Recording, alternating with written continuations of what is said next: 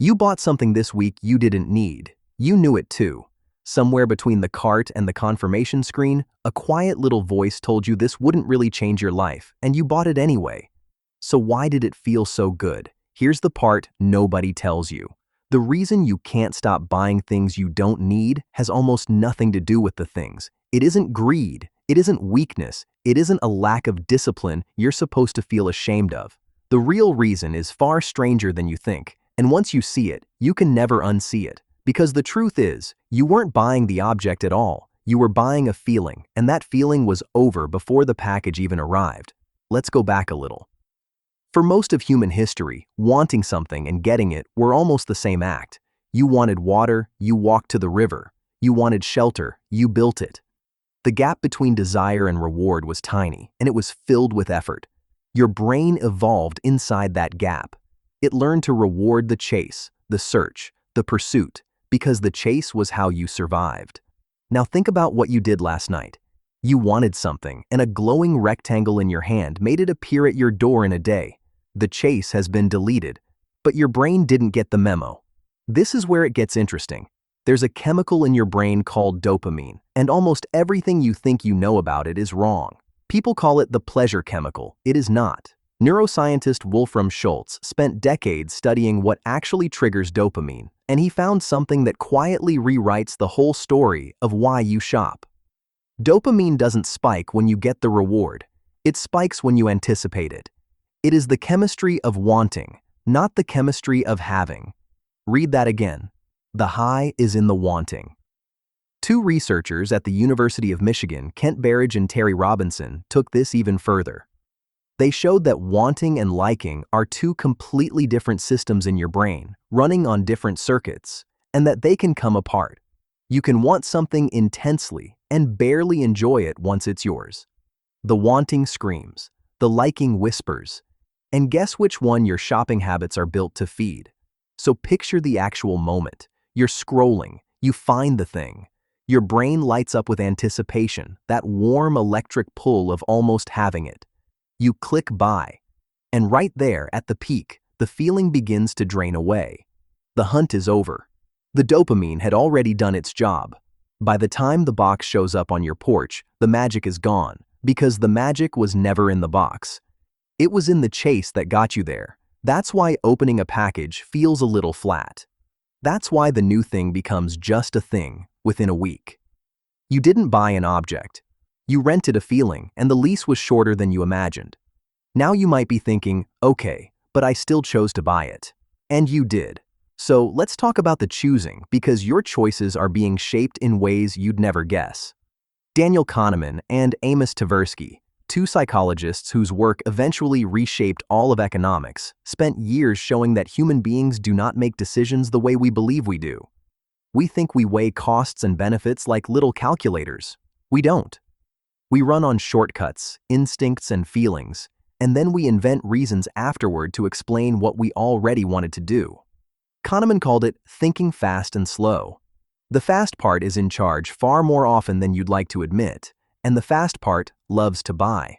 One of their biggest discoveries was loss aversion. Losing something hurts about twice as much as gaining the same thing feels good. That sounds like it should make you a careful saver. Instead, marketers turned it into a weapon. Only 3 left in stock. Sale ends tonight. Don't miss out. None of those messages are about the product. They're about the fear of losing the chance to have it. They hijack a survival instinct and point it straight at your wallet. Ask yourself something. How many times have you bought something not because you truly wanted it, but because you were afraid of missing it? Then there's a man named Richard Thaler, who won a Nobel Prize for noticing how irrational we are with money. One of his ideas is called mental accounting. Your brain doesn't treat all money as the same money. A $20 bill you found feels different from a 20 you earned. A tax refund feels like a gift, even though it was your money the whole time. Money that arrives easily gets spent easily.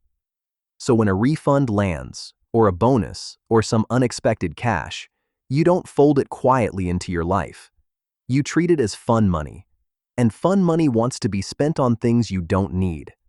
The amount is real, the category is imaginary, but the strangest force of all has a name almost no one knows, and it's been working on you your entire life.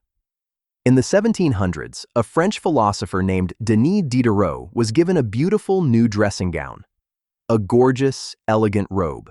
And once he had it, something unexpected happened. Suddenly, his old chair looked shabby next to it, so he replaced the chair. Then the desk looked wrong. Then the art on the walls.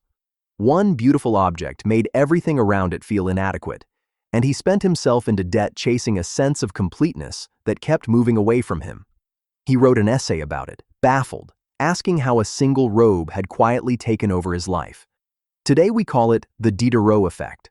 One purchase creates the appetite for the next. The new phone needs the new case, which makes the old headphones look tired, which makes the whole setup feel unfinished. Buying doesn't end wanting.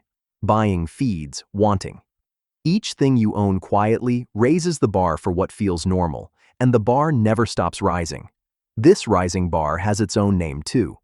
Psychologists call it hedonic adaptation, and it is maybe the most important thing you'll ever learn about your own happiness. You adapt to almost everything. The raise that felt life-changing becomes your new ordinary in months. The car that thrilled you becomes the car you drive. Whatever you have, your mind quietly resets to treat it as the baseline, and then looks around for the next thing to want. You are running on a treadmill that speeds up every time you reach for more. So here you are, a brain wired to crave the chase, a shopping world built to delete the chase and sell you the craving on repeat. Loss aversion poking at your fears. Mental accounting making your money feel unreal. The Diderot effect turning every purchase into the start of the next one. And hedonic adaptation erasing the joy almost as fast as you can buy it. No wonder you can't stop. The whole system was designed so the wanting never ends. That's not a flaw in you. That's the machine working exactly as intended. But here's where the story turns. Because seeing the machine is how you step off it. Once you understand that the high lives in the wanting, you can start to enjoy the wanting on purpose, without paying for it. The window shopping, the dreaming, the wish list you never check out. That itch you feel scrolling at midnight is real, but it is not an emergency. And it is not a message about what your life is missing. It's just dopamine doing its oldest job. You're allowed to feel it and let it pass. Try something the next time you're about to buy. Wait, not forever, just a day. Because the wanting is loudest in the moment and almost silent by tomorrow. Most of what you don't buy, you never think about again. That alone tells you everything about what the purchase was really worth. And notice the trick of the easy money, the refund and the bonus and the surprise cash. It is not fun money. It is just money. The label is something your brain invented, and you're allowed to peel it off. Here's the deeper thing. The part that actually changes the math of your whole life.